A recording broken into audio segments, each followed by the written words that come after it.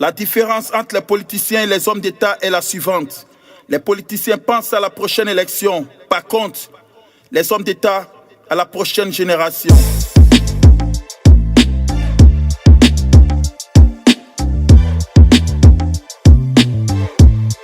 Je lance cet appel à la concitoyenneté ivoirienne de cultiver la paix et de préserver notre chère patrie mère, la Côte d'Ivoire, pour les élections présidentielles de 2020, dans la paix, la démocratie et la transparence. Le pouvoir exécutif, l'un des trois pouvoirs avec le pouvoir législatif et judiciaire, constituant l'État dans un régime démocratique, respectant la séparation des pouvoirs. Il est chargé de gérer la politique courante de l'État et de contrôler la loi élaborée par le pouvoir législatif. En Côte d'Ivoire, l'organe chargé de l'exercice du pouvoir exécutif est le chef d'État. La nation s'est dotée d'un président à partir des années 60. Dans les années 90, à l'élection du président Boigny, au suffrage universel direct, la fonction politique la plus prestigieuse et la plus respectée en Côte d'Ivoire.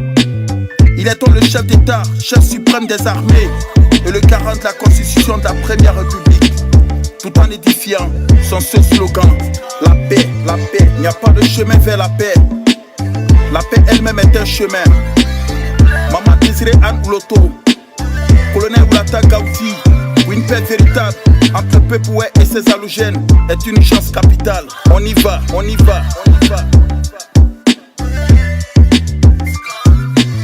Dans le conflit meurtrier, la crise post-électorale du second tour des élections présidentielles, il était difficile de croire qu'un scrutin reporté depuis 5 ans avec plusieurs actions de paix et suivi des institutions internationales, des meetings et campagnes et un débat télévisé inédit opposant les deux candidats qualifiés avec un débat de bonne tenue avec que peut rassurer les Ivoiriens qui s'efforçaient de croire que les élections présidentielles organisées au bout de 8 ans de la crise militaro-politique allaient ramener la paix véritable. Mais chacun savait également que la campagne s'était durcie entre les deux tours, ce qui augurait un lendemain électoral mouvementé. Pourquoi tout a dérapé? Pourquoi la Côte d'Ivoire a-t-elle fini son long processus de sortie des conflits armés par une crise post-électorale? Le pays a basculé ou presque. Les fondamentaux de la nation ont volé en éclats. La paix et la tranquillité sont devenus de lointains souvenirs. La violence s'est érigée en mode de vie.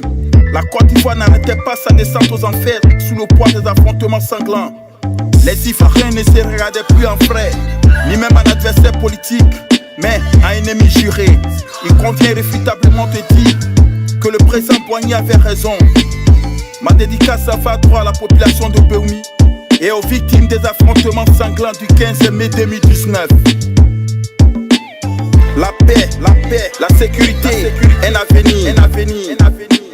Tels sont les besoins fondamentaux que les gens croient à un conflit violent, désir, recherche à tout prix. Or, c'est forcé à rétablir la confiance.